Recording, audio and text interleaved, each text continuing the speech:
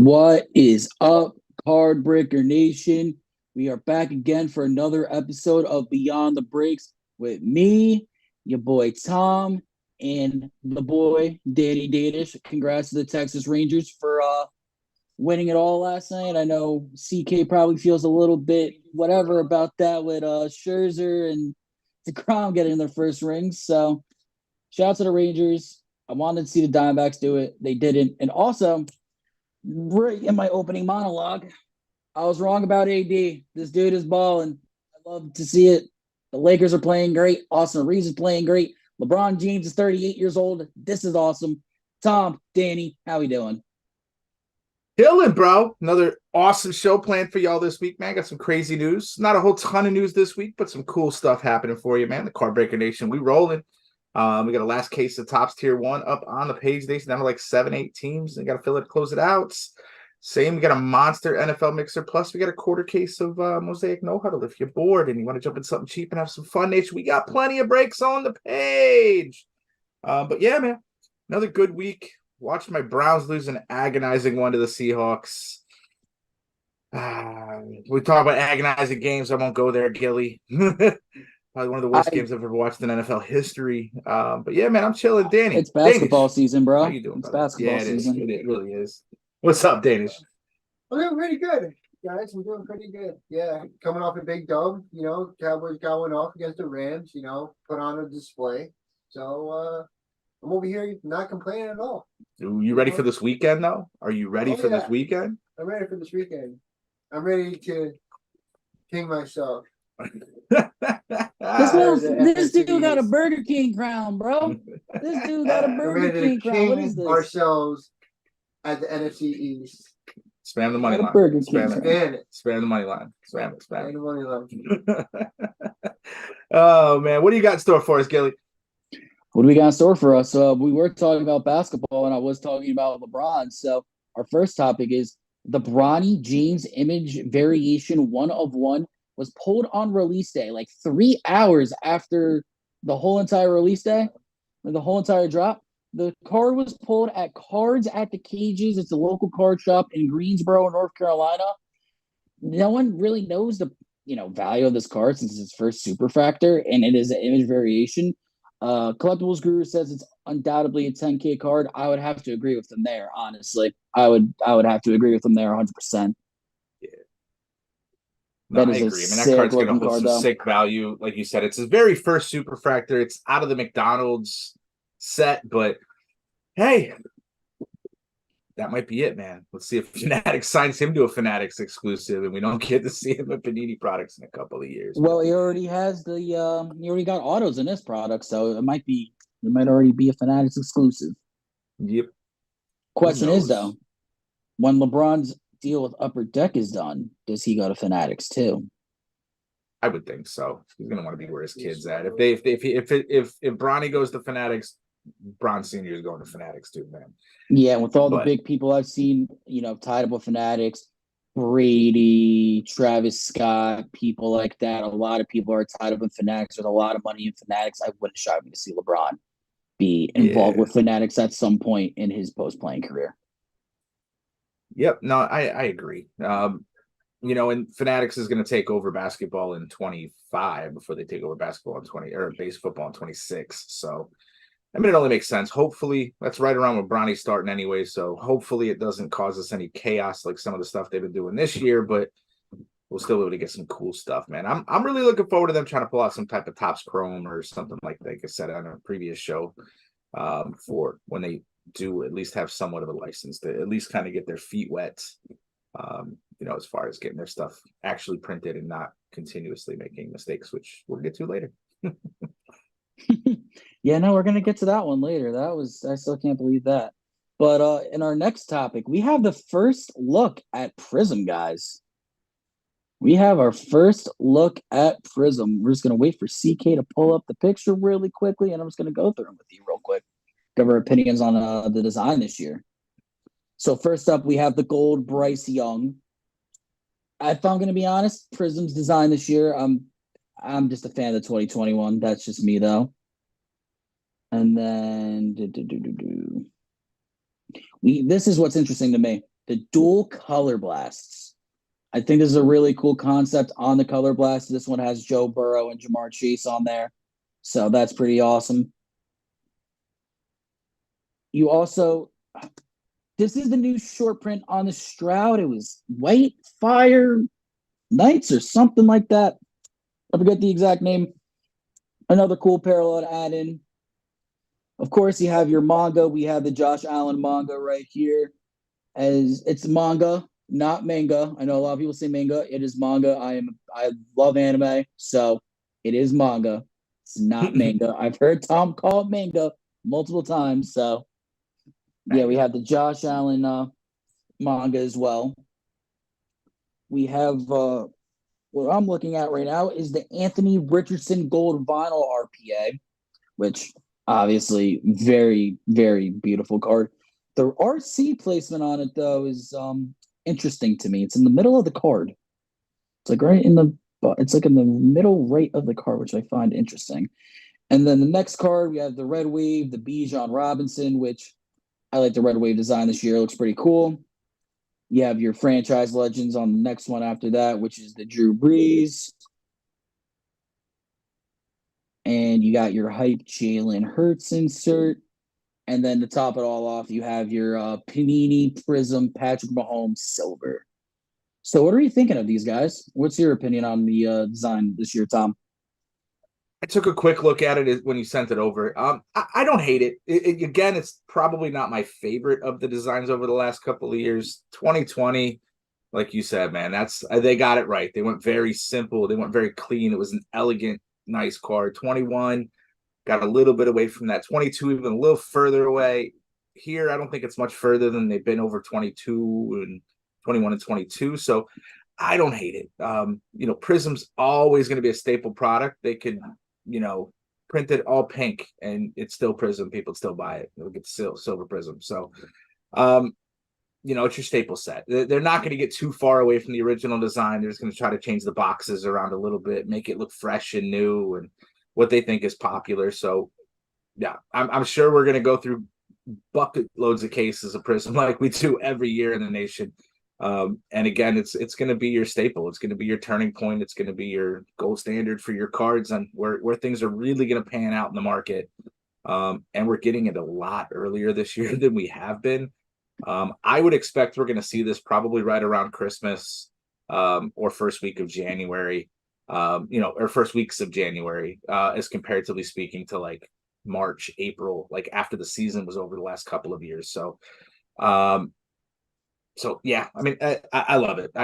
Prizm's always fun. Prizm's always one of my favorites. Select, I'm excited to see what they're going to do with that. I really liked last year's Select too. So I think it's gonna be fun. The staple products this year, I think they're gonna really try. I think, and they're gonna try to make them nice. Hopefully, they'll print them well. And we're in a nice spot overall, man. So yeah. What about you, Gil? What about you, Danish? What do you think? Oh, I completely agree.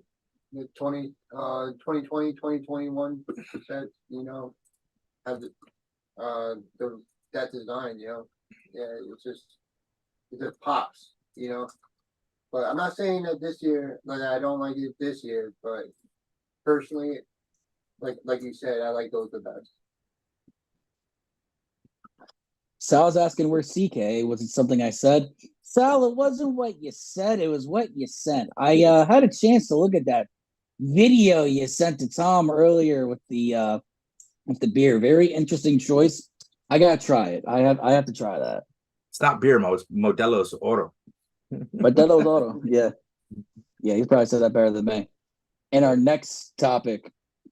Tops, you need to stop doing these goddamn errors, bro.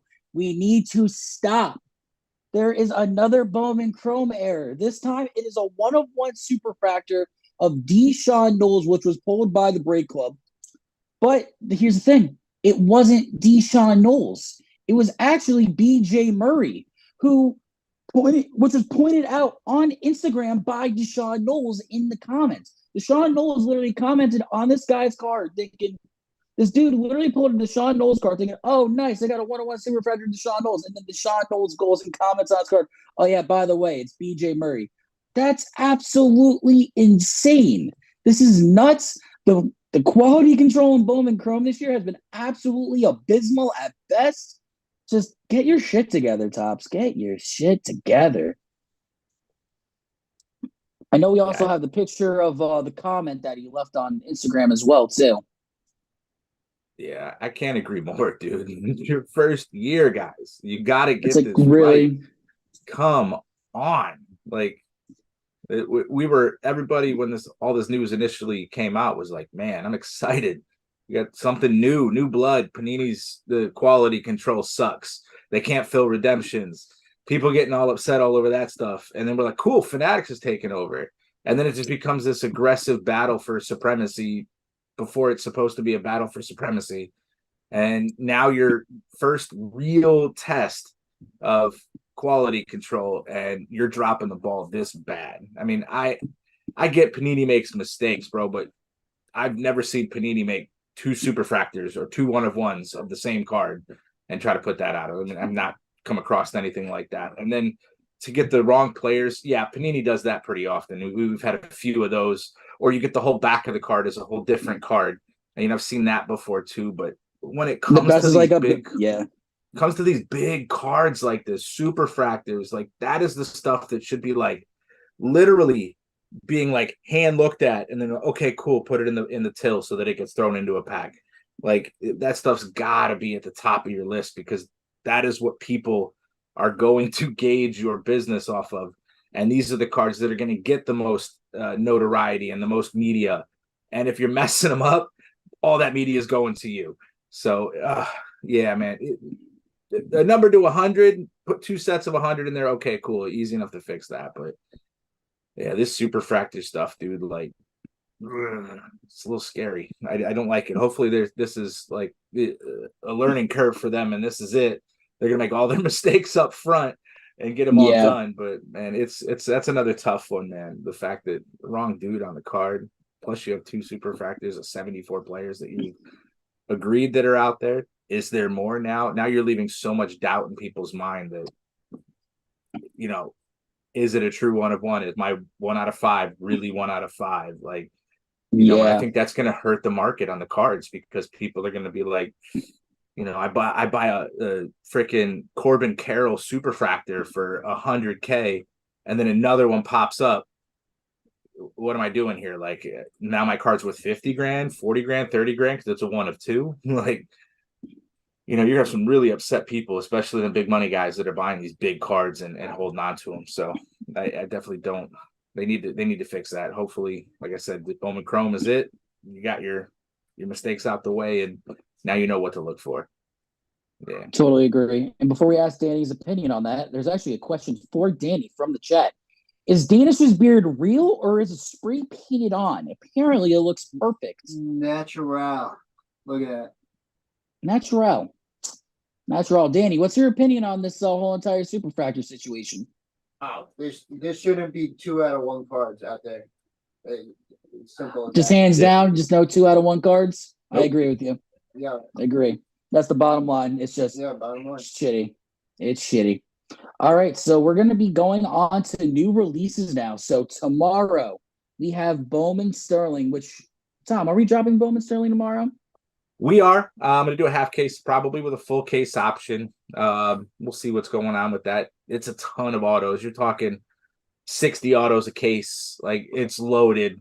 So, it's a little pricey compared to some of the stuff we've been ripping. A little more pricey than Tier 1, but Tier 1, you're getting 2 autos and a mem. This, you're getting 5 autos per master box, 1 auto per mini box. Like, it's going to be a fun rip. Sterling and Bowman Sterling and Bowman Chrome and the other one. There's every year. Bowman Sterling, I love, dude. It's so loaded with hits. They don't really skimp either, too. So, like, usually of every master box, which is 5 autos, you're getting one auto that you're like, all right, good. And then you get the, hopefully 1 or 2 monster autos per case because you got 60 chances.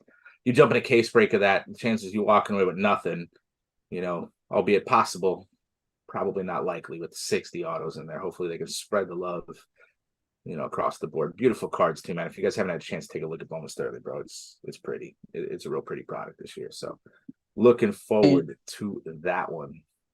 on November 8th, which is this Wednesday coming up, we have Panini Origins. Panini Origins is personally one of my favorite sets of the year. I personally love the card art. I love like the whole entire like shadow bomb smoke effect with the shadow smoke effect like on the back of the cards. I think Panini Origins is personally one of the most underrated sets of the year, and we got that dropping on Wednesday. So very excited about that. I'm going to be definitely on the lookout for some Hyatt there. Yeah, and beautiful. And then we also have Certified, which is dropping that Friday. So, which is Friday, November 10th. So we're starting to turn the tide.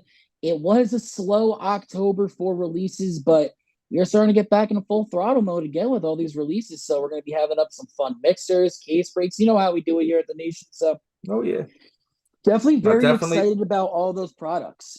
Yeah, definitely dropping cases to start for both.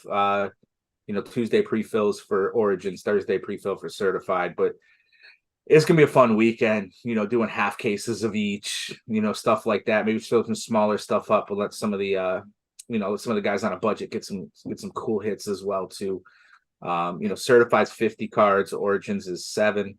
So, it does help build out some pretty cool mixers with enough kind of filler type stuff to make sure everybody's walking away with at least something to put in their PC, hopefully. So, and Origins, like you said, bro, beautiful cards as always, man. I'm still waiting on a damn redemption from Origins last year, a Wan'Dale Robinson RPA that I got my brother for Christmas. And I know my brother is watching right now because I saw my cousin comment to him. Steve, I'm sorry. I will get this settled. I'm at the point where I'm just about to buy you just one at this point because this is getting ridiculous. I've been waiting a year for Wan'Dale Robinson. The dude injured his knee. You're sitting there on the damn couch with your knee injured. You can't sign a couple of stickers, bro. Come on? What are we doing? What the hell? We'll just take it with it. We'll take the redemption with us to the Nationals. Get you a sick white box 101. We'll go from there. Yeah, we'll see what happens with that. Yeah. Oh yeah. Hopefully we get to the Nationals this year. That'd be awesome. Yeah. Certified RPAs too, man. Don't sleep on it as a nice mid-level product as far as price point. I mean, you're looking at probably right around the $400 mark for a hobby box, 2 autos, and a mem. And I do like the freshman fabrics, bro. Those are, as much as they don't carry a whole ton of value, get yourself a nice Anthony Richardson freshman fabric out of like 200. You're talking a $400 or $500 card, and you're probably paying 150 or something like that for the team in a half case. So this is a good chance for you to load up on some players that you really like on a product that, if the guy ends up being ridiculous, put a Patty Mahomes freshman fabric is probably a $2,000-$3,000 card regardless, anyways. So hope these guys get big, man. You got a lot of names this year. A lot of people coming out the woodwork that are looking really good in the 2023 sets. Zay Flowers, Bijan, Jamar Gibbs. Love me some Stroud. Wish we had his auto. Levis looked like a freaking monster last weekend. Hopefully he rolls into that tonight. Yeah, man. I'm looking forward to it. I got a 4-leg parlay with Levis over 2.5 to 205 yards passing. I got Derrick Henry anytime touchdown. Deontay Johnson to break this almost 2-year streak of no touchdown, as well as I forget what Titans money line, bro. I mean, as a Browns fan, I gotta hate on the Steelers, but I think don't trust the Titans. Quarterback than Trubisky. So I don't know. Pickup game for me. Don't trust Titans money line there. If you want my honest answer. Well, that's my pick for the end of the show. So let's go. All right, so we're going to go into our main topic of the day. I got these from an Instagram account called GemRate. Very informative Instagram account. Everyone should give them a follow. Gives a really good synopsis on the hobby and what's getting graded and what's not getting graded and all this stuff. So for the first picture, it's going to show all the items graded. This includes trading cards, but I'm going to be specifically talking about the sports cards and everything today because there are a lot of trading card grades and all that, but we're not getting into that. So at first, we have PSA, which graded a total of 1.2 million cards. And from the last month, they're down 1%, but they're up 15% on the year. So PSA is still king. CGC cards graded 272,000 cards in the last month. From the last month, they are up 85% and they're up 101%. Take CGC with a grain of salt. I actually looked into them before the show because I looked at it. I'm like, wow. I'm like, why the hell are they so high? So CGC, they hold a lot of value in like Pokemon, Yu-Gi-Oh, stuff like that. I don't Comics, yeah. know. Yeah, I don't know their exact value in sports cards, but yeah, take that one with a grain of salt. Not saying they're not a reputable company because they're doing that many gradings. I would say they're pretty damn reputable. SGC has had 129,000 in the last month. They have been up 12% on the month and 59% on the year. SGC is ramping it up like I thought they would be, so it's good to see them at 3. And then you have Beckett at 75,000 in the last month, up 22% from the last month and up 44% on the year. Really, the only outlier here, in my opinion, is CGC, because I saw CGC like a couple of months ago is at 4. That's really the only crazy outlier here. Obviously, PSA is still going to be king. SGC starting to ramp it up, and Beckett's just, I don't know, Beckett's kind of on the down, if you ask me right now. They got to redo their slab, man. It's too bulky. It's too old school. Man, I love the metal, your metal tab, everything for the top, but PSA slabs are just so sleek and clean and lightweight and not overdone. You know what I'm saying? If PSA just started doing subgrades, I think Beckett would probably just fall off the planet. You know what I'm saying? I don't think they'd fall off the planet, but I think you'd see their numbers go up even higher. It was kind of crazy to me to see like 1.2 million for PSA was kind of where I figured they were.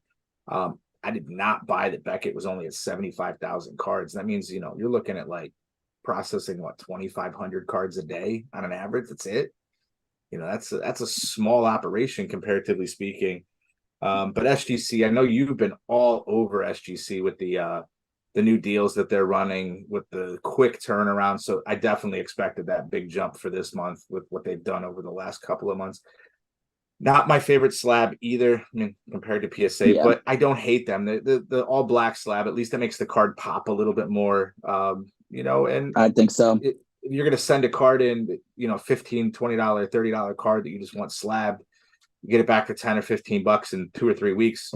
What's not to like about that, right? Exactly. HGA was trying to do that with their subgrades and their kind of cooler things, but all the turmoil they went through with the owner and the swap into the venture capitalist firm that bought them out.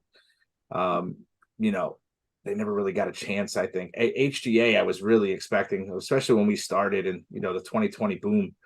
I was really expecting HGA to kind of make a drive because it was like, wow, you're getting the same lightweight slab as you're getting from PSA. You're getting custom, tags to make it part of your PC. It looks cool. That part's a gimmick. That part was so gimmicky to me. The custom tags. I thought that shit was so ugly. It was, but people. I thought it was so ugly. People liked it. No. People liked it. But so I don't think they're ever making a run at this point. Never. But so as we were talking about, that was total numbers. We're gonna go into sports and miscellaneous. So PSA still at the top, 644,000 graded. Over last month, they're up 7%, but for the year, they're down 10%, which I find interesting. They're down 10% on the year. SGC is at number 2 with 112,000. They are up 6% on the month and plus 46% on the year, which I told you, as expected. I knew they were going to do that. Beckett at 35,000, plus 13% on the month, plus 9% on the year, which not really all that good looking for Beckett, if you want my honest answer. And then CGC for sports miscellaneous, 17,000, down 69% on the month, down 52% on the year. So yeah, they're not really a player in the sports card market. Like I said, don't really know much about the company, but I saw their prices. Their prices are comparable to SGC. So I'm assuming they're just like the SGC equivalent for trading cards and stuff, which cool, good for them. They're making their own lane. You can't hate on that. You know what I mean? Right. anyone Sal said anyone having a $15 special right now like PSA did last year. SGC's 15, just not even special. SGC, I'm pretty sure it's 15 or 20 just all year Yeah, round. and So PSA right now, if you're doing bulk submission non-autos, I think is 19 or something like that. I saw something about So retro cards from the 50s is also yeah, I think special those are right now. 15 or something like that too. So let's Sal get some of his childhood cards in there. If I get some discounts. Jesus. Just calling the man old. All right, so in our next graphic, we're going over the percentages of grades by era, which I find this one a very interesting topic. So in the 2020s, you got PSA. This is this for sports, by the way. In the 2020s, this is the grades of everything. In the 2020s, the set era 2020s, 56.8% of the cards submitted were from the 2020s. From the 2010s, 12.8. The 2000s, 4. 1997, 1980s, 9.6. 1970s, 3. 1960s, 3.4. 1950s, 3.3%. So it's looking like the 2020 era of all this stuff. It looks like a lot of people are starting to get back into it. So, probably all your Burrows. Don't want to call it a junk wax era, but there is a lot of overprinting. So that's a reason why you're going to see a lot of 2020 cards be graded. So that was COVID bubble, baby. Yeah. So yeah, that's COVID bubble right there. That was Yep. PSA's era. And then we're going into Beckett, which was 48% 2020, 2010s 20, 2007.9. 1990s is 11.3, pretty high there. 1980s 5.9, 1970s 1.8, 1960s 2%, 1950s and earlier 1.6. So same thing with PSA. Majority is going to be in the 2020s. All of them are going to be in the majority of 2020s. I'm not going to touch on SGC, CG, not SGC. I'm not going to touch on CGC as personally they are not. I just don't know enough information about them. So in the 2020s with SGC, you have 51% in the 2020s. In the 2010s, 8.5%. The 2000s, 3.7%. 1990s, 6.8%. 1980s, 4.9%. 1970s, 5.8%. 1960s, 8.1%. 1950s and earlier, 11.2%. For SGC, if you know about SGC, 1950s and earlier, and you see all those higher percentages, lower, that's not really shocking because some of the most valuable sports cards of all time have been graded and slabs in an SGC slab. So that is really not shocking to me, in my personal opinion. And yeah, then they have like the best deals. And then we also, in the next graphic, we have the gem rates by era. So this is for a gem mint 10. Just gonna wait for CK to throw that one up on the board real quick. All right, we got it up. So PSA 2020's 56.8% is getting graded a 10.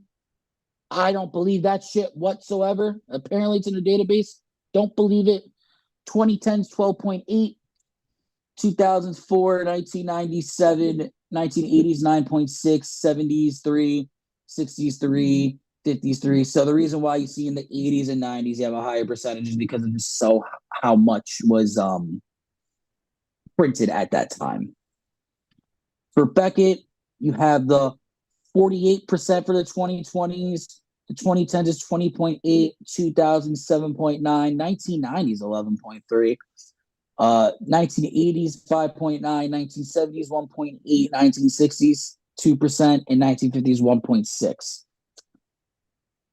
Oh wait, I'm looking at the wrong thing. Oh my god, that was all the wrong information. I'm sorry, guys.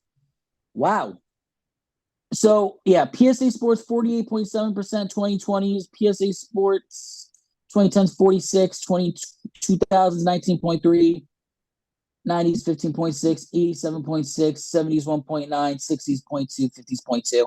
And then going back into Beckett, 36.3% for the 2020s gem rate, 2010s 45.6, 2000s 14.8, 1990s 9.8, the 80s 1.7, the 70s 0%, the 60s 0.1, the 50s 0.2, as we expected.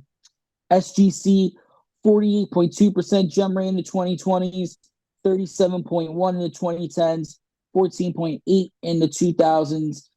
1990s is 8%. 1980s is 2.8, 1970s 0.7, and then 0% for 60s and 50s. So basically, looks pretty on par. It looks like SGC and PSA are gem mint tenting at a comparable rate, which, that makes sense to me because I have had a bunch of 9.5s, 10s through SGC. So, yeah. And then Beckett, of course, is going to be your hardest to gem mint 10 just because of all of their subgrades, which I think is a reason why people are steering away from Beckett. But if you get a black label, though, but if you get that black label, though, I saw a black label Tiger Woods rookie card that was going for buku bucks. Yeah, you're 7 figures all day long on that. Yeah. So what's your opinion on all this grading information I just gave you, Tom? It's fair. That's what I would have expected. Like you said, somewhere around 50% or so with PSA on sports. The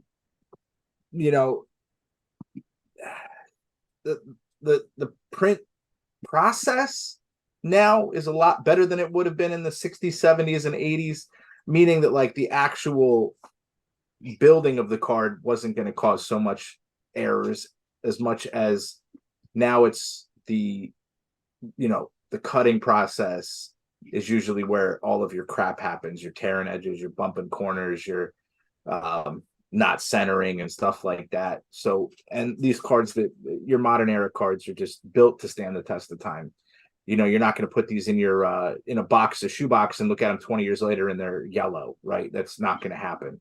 Not as much as it used to anymore. So that's going to help your stuff kind of be more longevity. Like you pull a Burrow, contenders rookie that you had in the bottom of a box in a top loader, and you pull it out and you're like, oh crap, I'm going to send this in. It's a $30 card raw, whatever, $100 card graded. You're going to toss them in, and they're still going to be in fairly good condition, comparatively speaking. Like I was going through a box of my old stuff from the late 80s, early 90s, and it just the way that those cards have quote unquote stood the test of time is nothing like the stuff that you're ripping now. So I would expect a lot more for sure. Plus, the 50s and 60s, everybody was sticking cards in their bike spokes and making them. So, a lot of the big stuff that is big now that wasn't really that huge back then had been destroyed, or kids actually played with the cards. And, it wasn't so much about collecting. You were looking at your Beckett guide every couple of weeks to see if your card was worth $2-3, but you were never seeing like, oh, this card's $5,000, $10,000 because there wasn't anything to chase. It was just you were building sets. Speaking of the bike spoke thing, it was like Christmas like last year. So then me and my brother, we were like, we were discussing cars. Me and my brother were always talking about cars. We talk about them all the time, but we were talking about it with my grandfather. And we show him, he's like, oh, it was the most valuable sports car of all time, 52 Mantle. We show him that card. This dude had the audacity to say something along the lines of, oh, yeah, put that card in the spokes of my bike. And I was like, are you kidding me? I was like, are you joking, Poppy? Like, come on, bro. I think I put like a second or third year Jordan in there one time. So, that's probably $150 card now. It was a 50-cent card back then, but yeah. Yeah, we did crazy stuff as kids, man. You guys don't know. Yeah, our generation. You Gen Z. You don't know my generation. I'm not Gen Z. Close enough. I'm not Gen Z. Don't ever compare me to Gen Z. That's just disrespectful as shit, honestly. Call me Gen Z. You can't even call Danny Gen Z either. That dude looks like a whole 30-year-old man, bro. He almost is. He almost is. Yeah, crap. We are closer to 30. That's crazy. Oh, God. All right. So that was our main topic for today. So we're going to go into the top 5, give our picks for the week, and then we're going to let you guys head out, watch some football, all that good stuff. All right. So at number 5, we got the JSN Black RPA Ruby FOTL exclusive jersey match 2, by the way, on this card. Absolutely disgusting card. This is the first off the line exclusive, the Ruby. I love the two. I love the two window patch with the little Seattle green on the bottom. Absolutely sick card. Shout out to Benjamin for pulling that. And then at number 4, we got the CeeDee Lamb booklet RPA out of 25. This one went to Josh. I always like the booklets out of Playbook. This one has a pretty nice patch on it. It has the blue and the white in there. And it actually looks like a decent auto from CeeDee, not the stupid circle shit. It's still circle, but it actually looks like he put effort in this circle as opposed to the thousands of other autographs that he has done over the years. At number 3, Anthony Richardson, green swirl, FOTL exclusive out of 12 on the NFL debut. Absolutely fire card. Who pulled that one again, Tom? It was Chris, right? I believe. CC. Chris Cat. Chris, yeah. Yeah, out of 11, by the way. One off the jersey match. It was 6 out of 11. We're almost there. Oh, yeah. I'm thinking about last year, they're out of 12. That's my fault right there. Yeah. And then at number 2, I wanted to put this number 1, but number 1 was a banger. The Ohtani Trout booklet out of tier 1. Wow. So close to being my number 1. So yeah, it was hard. It was hard to pass on the one number 1 that we're going to show you, Nation. But yeah, no, this was definitely a close second for sure. This was out of 10, right? This one was numbered out of 10. Right. Yeah, this was. It's an interesting card because honestly, this might be the last dual patch auto card of them both being active on the team. Because now we are officially in free agency in the MLB. It is open. We were waiting on Yamamoto, I forget his first name, and Ohtani. We're waiting to see where they both sign. So that is in full effect right now. We got MLB free agency in full effect. Absolutely love it. Can't wait. Hopefully Cody Bellinger becomes a Yankee.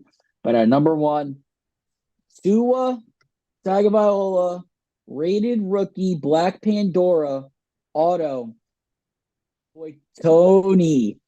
So, funny thing about this card, it is out of 25, but it's a misprint. There's nothing on the back. No numbers, Nation. No numbers. So, if Tony does decide to sell this, which I believe he will, I know he wants to grade it, I'm just curious to see what it's going to be more or less than the non-numbered one. And I've went through that card with a fine-tooth comb. The centering is beautiful. The surface is clean. I mean, you're talking this is a $2,000 to $2,500 card raw. And I think we're going to try to double grade this bad boy and get double 10s. I think he's talking close to a 5-figure card for that. If we double 10 this thing, probably talking 7-8K all day long now. And if he does what he's looking like he wants to do, which is get deep into the playoffs, Miami's got a nice little following, man. I could see him getting some real bread for this bad boy. But, man, I swear, Tony is like the hit parade whisperer, bro. Like, this guy, every time there's a new set, he's going heavy. He's picking all the big teams because he's watched all of the other 8 sets that we've been through. And he's like, man, I know he's got this, like, rhythm. He knows what he's picking. He switches his teams up. And out of our 5K's 50 box set, if he goes heavy, he's hitting 3-4 of them every time, man. It's wild to watch, bro. And man, he hits some monsters. Chris J, that dude's been crushing too. Tony's at 2. I think he hit two Josh Allen RPAs over the last 3 or 4 sets, like some big stuff. Man, we had the Obsidian, and he had the National Treasures out of this set. Yeah, bro. Like, y'all got to come check out Card Breakers, man. Our hit parades do not disappoint. Every time we toss them in a break, they make somebody's day, Nation. You hit it. Doesn't matter what your team costs. You're probably covering your team with what we hit in our hit parades. Our floor is like $150 on our cards with the ceiling of 2, 3, 4, 5K we've seen with the sets that they built us.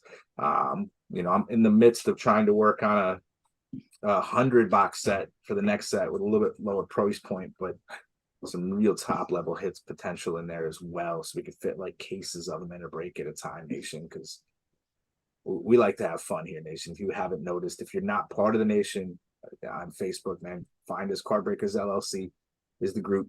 Same logo you see when we start, man. We know how to build sets, Nation, so we know how to have fun with these breaks. Family friendly. Always got something on the page ripping. But yeah, man, don't sleep on Card Breakers Hit Parades. Our exclusive, man. I work really close with Joe over there. He builds us fire every time, man. Every single time, bro. Every single time. Agreed. Totally agreed. All right, so we're gonna go into our picks of the week, and then we are gonna be out of here. I don't normally do this with my pick, but Giants over the Raiders. Raiders are an absolute mess right now. We're the underdogs. We're the underdogs. I was just about to say the Giants are still underdogs. we're the underdogs. We are going to beat them. It's yeah. So I saw it. Dimes is back, right? I believe so. I believe Dimes is back. His neck is still connected. Somehow, don't know how. If Tommy DeVito plays out, we're fucked. I literally saw a stat. He's so bad. It had you guys on last in every single offensive position.